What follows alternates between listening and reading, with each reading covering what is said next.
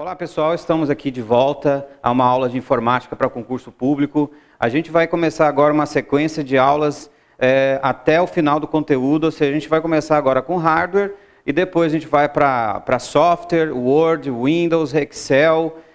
A gente vai também comentar ali de redes de computadores, vamos comentar de segurança da informação, Linux, né? Enfim, a gente vai passar por todas as fases da informática nesse curso completo que a gente vai oferecer agora, tá? Então, vamos lá. Lógico que a informática, basicamente, ela não segue uma sequência, tá? E tem muitos alunos que me perguntam assim, eu tenho que entender de computador para poder, né, se dar bem ali nos concursos? Eu sempre digo que não, tá?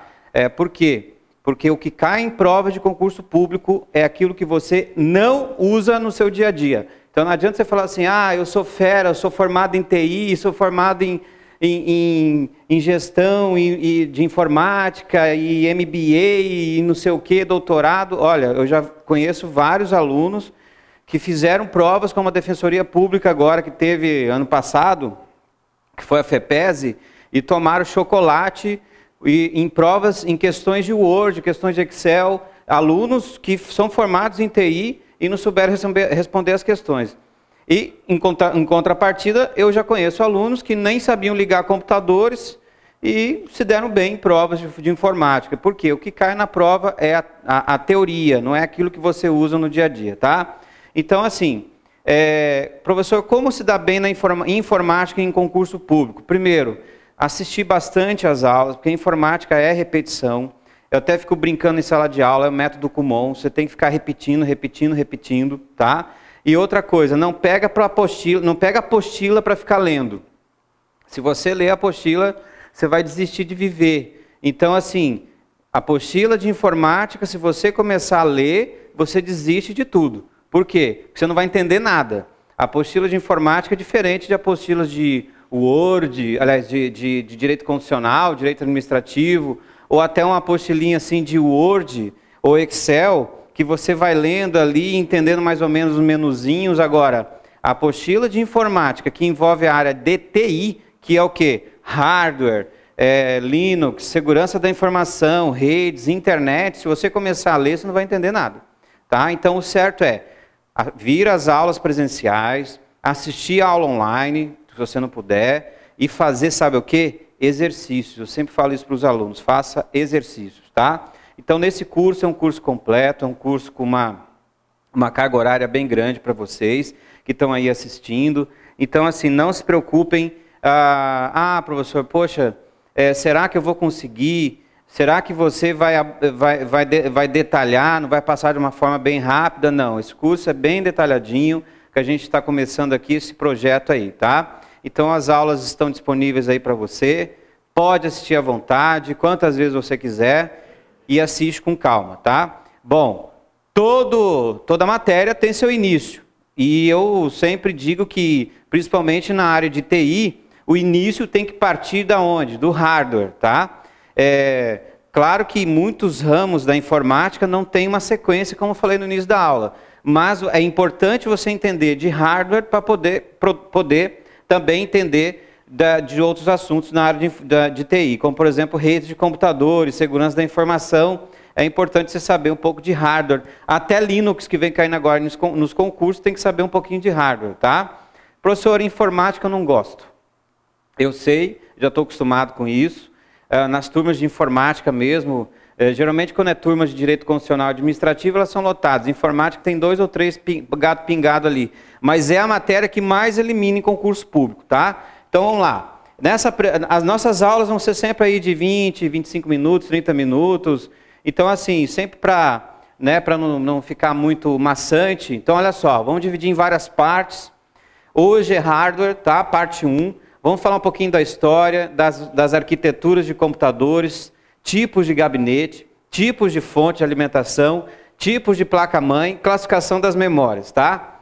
Bom, olha só, nessa parte de história aqui, a prova do DataPrev, tá? Quem fez essa prova foi o Instituto Quadrix. Nessa prova do DataPrev, eles perguntaram o seguinte, qual que era o nome do pai dos computadores. Qual o nome do pai dos computadores? O cara que inventou os computadores. Então vamos um pouquinho de história, vamos voltar lá no tempo, tá? Vamos voltar em 1936, tá?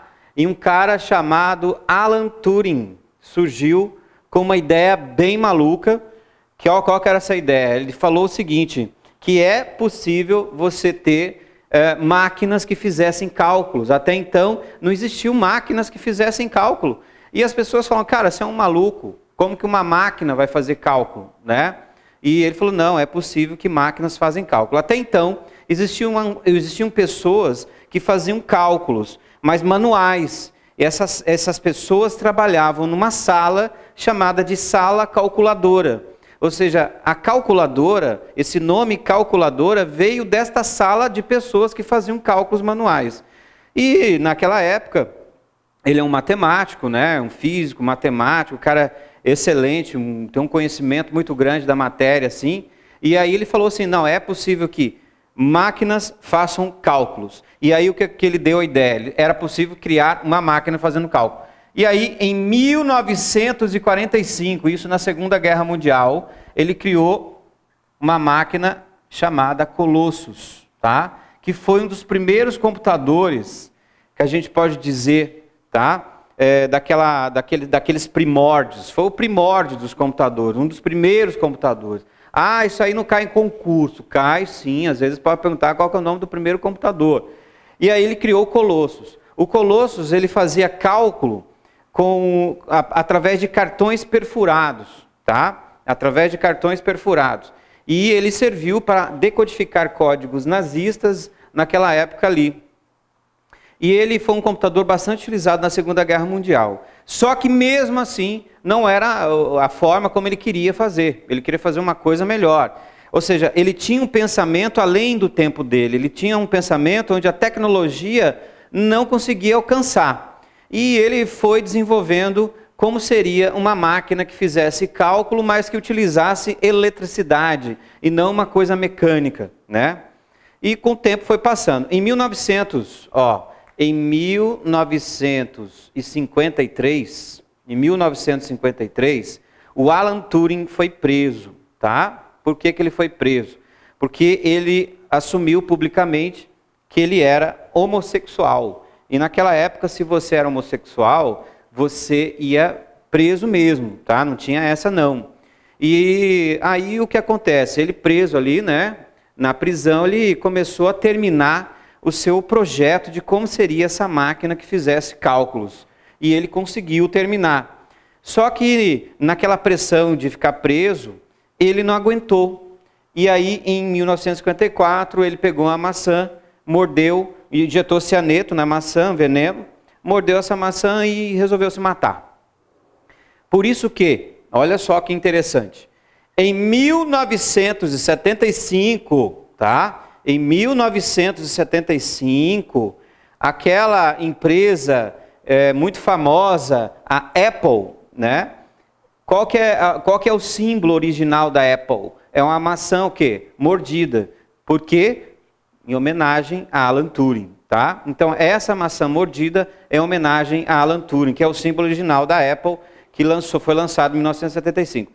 Mas, professor, mas o que aconteceu de 1954 até 75? Aconteceu o quê? Aquele projeto que ele lançou deu muito certo, e aí as empresas começaram a investir nessa máquina que fizesse cálculos através de eletricidade. Começaram a ser criadas máquinas que faziam isso, tá? Então, que máquinas que faziam isso? Por exemplo, foi criada a primeira máquina, que foi o ENIAC, né? O ENIAC foi uma das primeiras máquinas a serem criadas da era moderna, que já fazia cálculos, tá? Então se escreve aqui, ó, o ENIAC.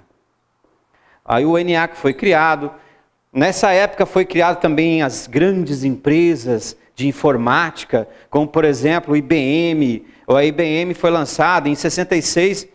Ela criou um dos sistemas operacionais mais famosos para servidores, que foi o Unix, que a gente vai conhecer mais sobre ele na aula de Linux, tá?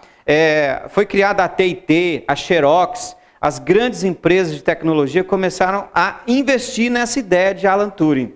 Mas só que aí é o seguinte, Os computadores que eram criados, os primeiros computadores, pessoal, na verdade, assim, ó, os primeiros computadores, eles eram desenvolvidos através de válvulas, tá?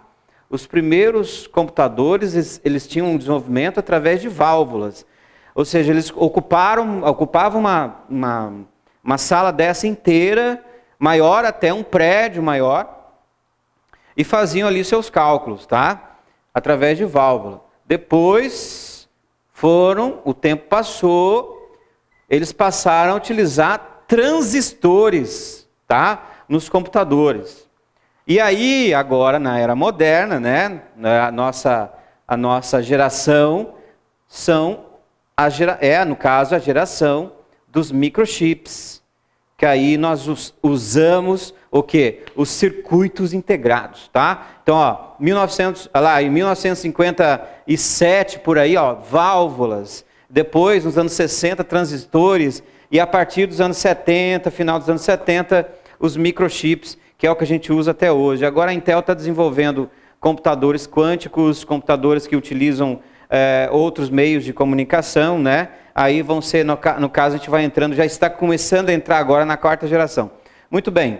E aí o tempo foi passando, as empresas foram criando computadores de grande porte, mas aí vem a pergunta, existiam computadores, professor, existiam computadores igual a gente tem em casa, naquela época, um computador pequenininho? Não existia computadores pequenininhos, tá? Não existiam os computadores pessoais que a gente fala hoje.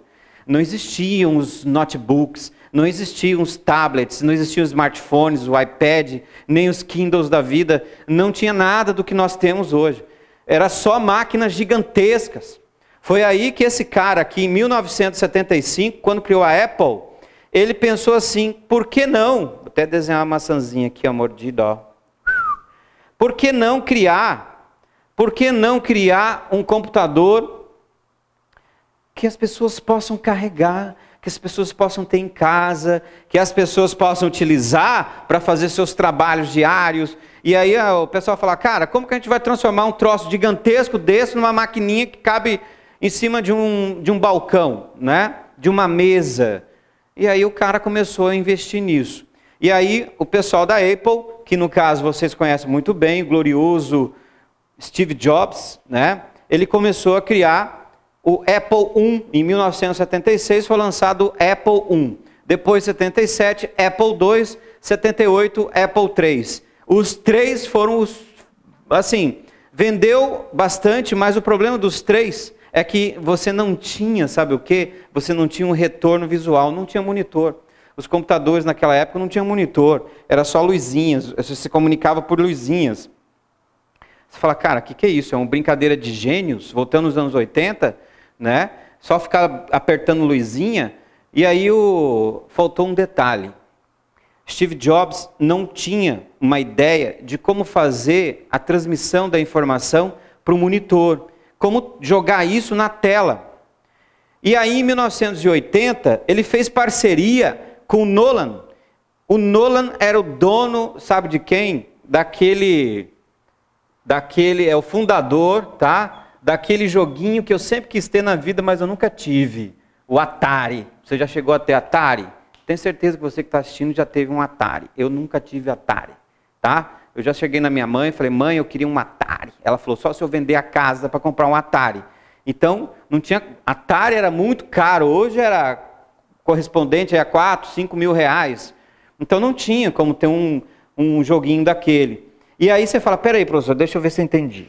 O cara foi lá, desenvolveu uma máquina que a gente pode usar em casa, mas não tinha um retorno, faltava ainda terminar, ou seja, ele criou uma coisa que era só luzinha, aí ele fez um acordo com o Nolan, que era o presidente da Atari, porque a Atari tinha exatamente as peças e tinha um funcionamento exato de como seria essa máquina, com esse retorno, e aí fizeram parceria os dois, e Nolan e Steve Jobs se uniram, e depois os dois lançaram em 1984, olha só como o tempo passou. Em 1984, tá? mundialmente um lançamento nos Estados Unidos, teve até, vocês podem pesquisar aí no YouTube, com o Steve Jobs apresentando lá o primeiro computador pessoal, com monitor, com teclado, com tudo bonitinho. Inclusive, quando ele tirou da caixa e mostrou para as pessoas entraram em desespero. Ele criou, então, o Macintosh, que foi um dos primeiros computadores pessoais lançados na época. Só que tem um detalhe. O Macintosh vendeu igual água, mas somente para quem tinha dinheiro. Então, se o cara não tinha muito dinheiro, ele não tinha como comprar Macintosh. E aí você fala, tá, peraí. Aqui o Macintosh é só para elite, exatamente. Só para pessoas que tinham condições de comprar, inclusive até hoje. Porque o que acontece? A Apple, ela investe em equipamentos de informática de ponta. Então, você, por exemplo, vocês que devem estar assistindo essa aula aqui, vocês devem ter um iPhone aí. Vocês que têm iPhone, já viu ele travar? Ele não trava. O iPhone tem a bateria selada. O iPhone tem um monte de estruturas de hardware que impede que ele dê pau. Se você tem um iPad, você sabe que ele não vai dar pau. Então, assim, a Apple investiu em equipamentos de ponta e, evidentemente, sistematicamente, quem quisesse ter esse tipo de equipamento tinha que pagar por ele. Ou seja, não era para qualquer um. Né? Não é para qualquer um. E aí o tempo foi passando, aí as empresas começaram a falar assim, peraí, o cara inventou uma coisa que todo mundo quer ter em casa, que é o tal do computador. Só que agora, para ter acesso a ele, só quem tem dinheiro. E aí o que aconteceu? As empresas, aquelas de trás, aquelas antigas, a IBM, a TIT, depois foi criada a Intel, que a Intel foi uma criação de vários engenheiros que criaram a Intel nos anos 70, ali em 76, 77, mas a Intel ela não investia muito nessa área de computador pessoal, e sim em peças. E aí ela começou a investir também em computadores pessoais. E a IBM foi uma das primeiras a criar o primeiro computador pessoal a nível de usuário, de usuário assim, de povão, vamos dizer assim. Era um computador que todo mundo ia ter acesso, né? Então aí foi criado lá em 1985, 86, tá? 85, 86, a Intel lançou lá o XT300, a IBM lançou o CP500. Infelizmente eu lembro do CP500. Eu lembro do CP500. Eu lembro que eu tive aula de informática com CP500. Era uma máquina toda preta, ela toda preta. E aí, o que ele tinha na tela do CP500? Ele tinha aqui na tela, ó, isso aqui é a estrutura do CP500. O CP500, ele tinha um monitor, aí ele vinha com o gabinete, né? O gabinete e o teclado grudado no gabinete. Na verdade, ele utilizava um modelo híbrido, que a gente fala, ou seja, é tudo junto. Monitor, gabinete, teclado, é tudo junto. E aqui ficava um cursorzinho piscando ali na ponta. Se você não soubesse digitar comando, você ia morrer e ficar olhando para aquele cursor lá. Porque o CP500 fez parceria com a MS-DOS, que era um dos sistemas operacionais lançado em 76, muito usado pelo amigo, inclusive, de Steve Jobs, o fundador da Microsoft lá. Né? Então, o que vai acontecer? Em 1975, foram adotados no caso o MS-DOS, para os computadores que foram lançados nos anos 80. Tá? E aí o que aconteceu? Professor, vem cá, esse computador funcionava, esse CP500 aqui, ele funcionava, ele era bom. Olha, para a época ele era muito bom, só que ele era, os computadores da época eles tinham uma restrição de recursos, tá? Até porque o DOS também você não consegue fazer muita coisa com ele não. Mas serviu muito bem para a época, vendeu bastante. A Intel lançou o XT300, o XT300 também foi um excelente computador, e vários outros tipos de XT, modelos de XT que foram lançados, né? Depois foram lançados o Pentium 100, o Pentium 200, o 486, o 586, e aí foi embora, né, até os computadores atuais. Espera aí, professor, então podemos dizer que os computadores pessoais começaram efetivamente a partir de 1984, é isso? Exatamente. E a partir de 1984 é que foram lançados, então, os personal computers, né? Ou PC, que a gente fala aqui, ó, tá? Então aqui agora a gente já entra nessa segunda parte aqui da aula, que é a parte de arquiteturas de computadores, ó. Arquiteturas de computadores. Basicamente, o que é uma arquitetura? Arquitetura é um conjunto de informações, ou, aliás, um conjunto de equipamentos que formam um determinado hardware, né? Então, arquitetura, podemos dizer que é um conjunto de equipamentos ou componentes, tá? Componentes de um hardware, ó, de um hardware. Beleza? Anotou aí, né? Então tá. Conjunto de equipamentos de um hardware. E aí o que acontece? Basicamente nós temos anota aí.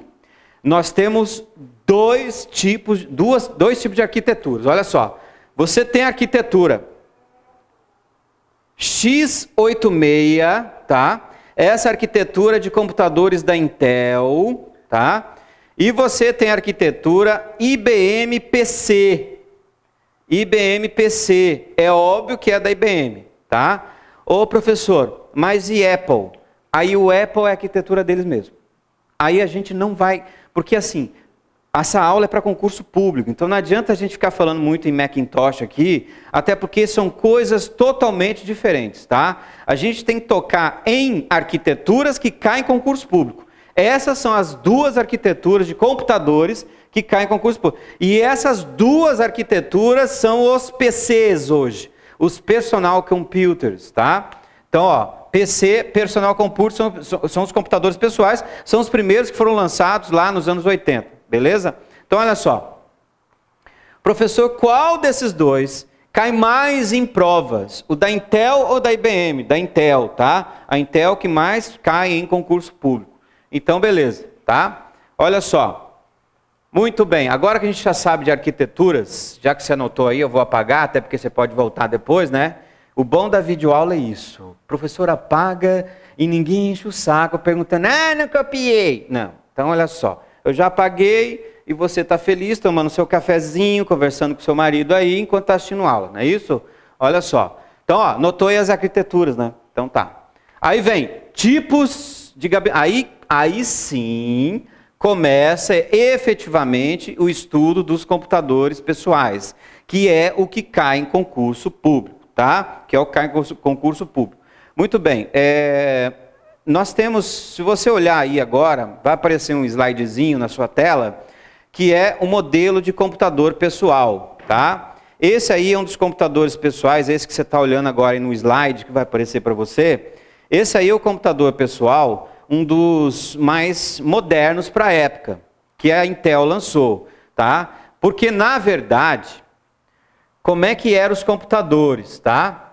Os computadores, eles tinham o gabinete, aí vem com o monitor, né? Gabinete e monitor.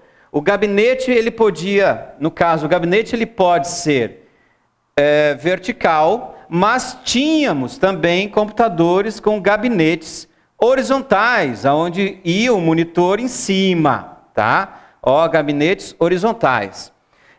No início mesmo, nos primeiros computadores, inclusive o Macintosh da Apple, ele foi lançado de forma híbrida, ou seja, teclado grudado no monitor, grudado no gabinete. Esse aqui era híbrido, ele é tudo junto, tá? Tá aqui o monitor, tudo junto, tá? Então essa aqui é a versão híbrida, tá? Gabinete híbrido.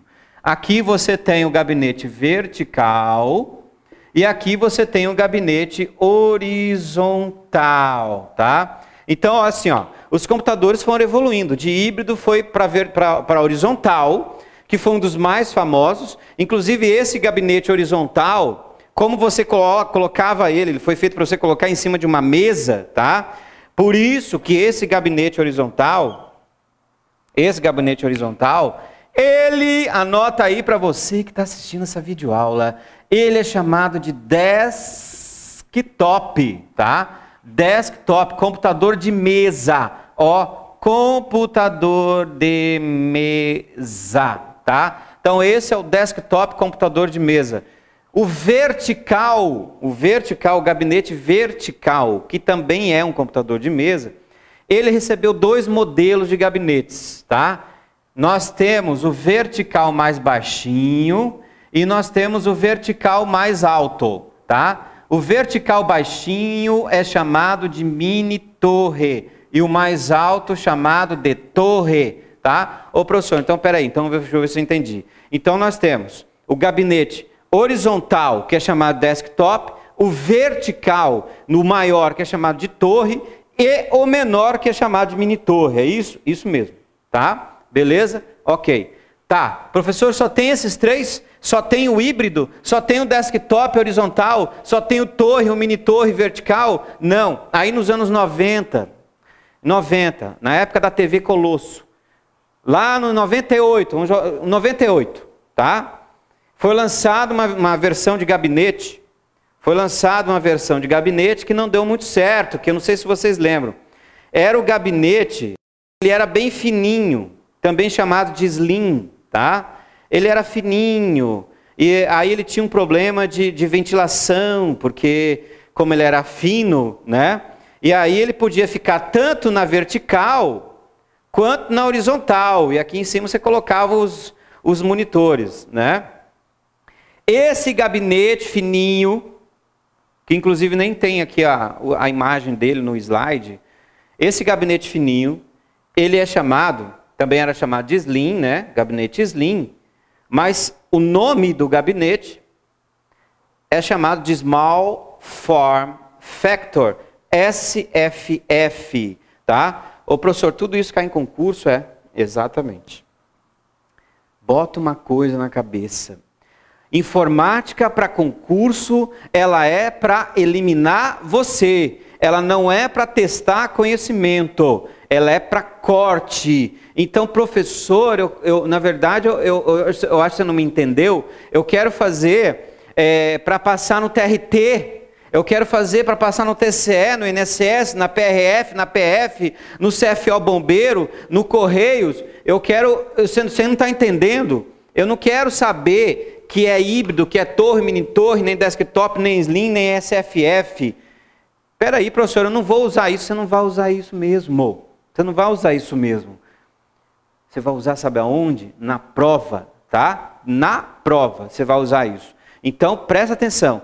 A informática é colocada para corte em concurso. Por isso que o que cai nas provas de concurso são coisas que você não usa no dia a dia na parte de informática, tá? Então, beleza. Vai anotando aí, tenha fé em Deus, que a coisa vai. Ó, então, SFF, Small Form Factor, é o nome daquele gabinete fininho, tá? Gabinete fino. Então tá, professor. Então nós temos esses 3 aí. 3 tipos de gabinete. Fechamos a parte de gabinete aqui. Mais um item foi finalizado, tá? Então, beleza. Agora vamos aqui para os tipos de fonte de alimentação. Todo gabinete tem fonte de alimentação, né? Vai aparecer um slide agora aí para você, tá? Vai aparecer um slidezinho, e nesse slide que vai aparecer aí para você, é o modelo de uma fonte de alimentação, tá? Aqui, ó. Então agora, a gente vai entrar aqui em fonte, tá? Deixa eu só colocar aqui uma informação aqui. Esse slide que você está vendo aí, é um modelo de uma fonte de alimentação. Fonte de alimentação, tá? Lembre-se que você está estudando informática para concurso público, então você vai ter que, infelizmente, saber coisas da teoria da informática, tá? Professor, o que é a fonte? Está aqui o gabinete, está aqui o gabinete, está aqui, gabinete, tá?